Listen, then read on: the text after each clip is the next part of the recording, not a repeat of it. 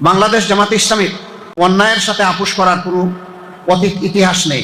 বাংলাদেশ হবে একটি মানুষের জীবন সম্পদ, বিশেষ করে আমাদের মা বোনদের ইজ্জতের নিরাপত্তা শতভাগ নিশ্চিত করার বাংলাদেশ। আমাদের সমালোচনা করবেন তীব্র কঠোর ভাষায়, তো সেটা হবে জাতির স্বার্থ।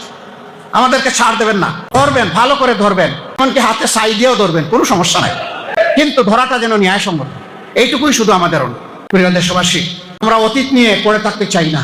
এটি একটি গতিশীল জাতির পরিচয় কখনো বহন করে না। আমরা আমাদের প্রিয় জাতিকে বিভক্তও দেখতে চাই না। আমরা একটা ঐক্যবদ্ধ জাতি দেখতে চাই। আমরা এটাও চাই না আমাদের জাতির পর বাইরে থেকে কেউ এসে খবরদারি করুক, দাদাগিরি করুক। এইটা আমরা বরদাস্ত করব না। 54 বছর আমাদের ভাগ্য চূড়াবালিতে হারিয়ে গিয়েছিল। জনগণের ভাগ্যকে কুলে নিয়ে, বুকে নিয়ে আমরা সামনের দিকে দুর্বার গতিতে এগিয়ে যেতে চাই। আমরা ইতিমধ্যেই ঘোষণা করেছি, বিভক্তি নয় ঐক্য, হিংসা নয় ভালোবাসা, দুর্নীতি নয় স্বচ্ছতা এবং দায়বদ্ধতা, অবিচার নয় সকলের জন্য সুবিচার, কারত্ব নয় হাতে হাতে কাজ। এই নিয়ে আমরা প্রিয় জাতিকে সামনের দিকে এগিয়ে নিতে চাই। আমরা আমাদের জাতির প্রতি খুবই রাস্তা রাখি। জাতি এই পুর খাওয়া জাতি, 54 বছর তারা বিভিন্ন শাসন দেখেছে। এখন জাতি মুখিয়ে আছে নতুন একটি বাংলাদেশ দেখার জন্য। অতীতের যত ময়লা আবর্জনা শাসন ব্যবস্থায় ছিল, পুরোনা সেই কাসুন দিয়ে এই জাতি আর দেখতে চায় না। এগুলাকে পায়ের তলায় ফেলে উপায়ে মারিয়ে সামনের দিকে নতুন বাংলাদেশের যাত্রা শুরু হবে ইনশাআল্লাহ। এ পথে অতীতেও জনগণের প্রত্যাশাকে কোনো কিছু দিয়েই চাপা দেওয়া সম্ভব হয়নি। আগামীতেও গড়ে ভাইরে যেখানে যে ষড়যন্ত্র করা হবে, সেই ষড়যন্ত্র মোকাবেলা করেই ইনশাআল্লাহ প্রিয় জাতি তাদের মঞ্জিলে মাকসুদে পৌঁছে যাবে। এখানে আমরা কারো সাথে কোনো ধরনের আপোষ করব না। বাংলাদেশ জামাতে ইসলামী অন্যায়ের সাথে আপোষ করার কোনো অতীত ইতিহাস নেই। ফেসিবাদের সাথে অনেকেই আপোষ করেছেন, বিভিন্ন ব্যাপারে আপোষ করেছেন।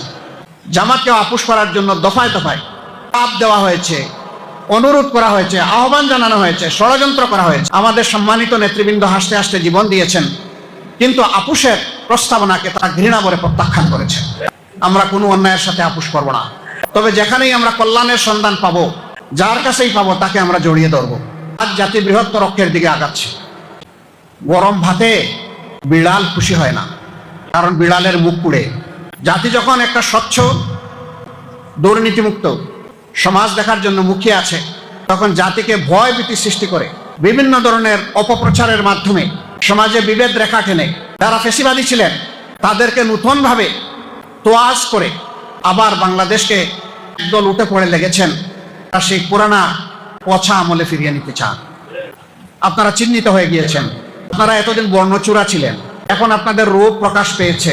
আমরা আপনাদেরকে বলবো, নিজেদেরকে সংশোধন করুন, অনুতপ্ত হন, ক্ষমা চান এবং এই অপকর্ম থেকে বিরত থাকুন। যদি না থাকেন, জাতি আপনাদেরকে ক্ষমা করবে না। সম্মানিত বন্ধুগণ, আগামীর বাংলাদেশ হবে ইনশাআল্লাহ একটা মাথা উঁচু করে দাঁড়ানো বাংলাদেশ। আমি বলেছি এই বাংলাদেশ হবে তারুণ্য নির্ভর বাংলাদেশ। এই বাংলাদেশ বিশ্বের সভ্য জাতিগুলোর সাথে প্রতিযোগিতা করার বাংলাদেশ। এই বাংলাদেশ হবে প্রত্যেকটি মানুষের জীবন সম্পদ এবং ইজ্জতের নিরাপত্তার বাংলাদেশ। বিশেষ করে আমাদের মা বোনদের ইজ্জতের নিরাপত্তা শতভাগ নিশ্চিত করার বাংলাদেশ।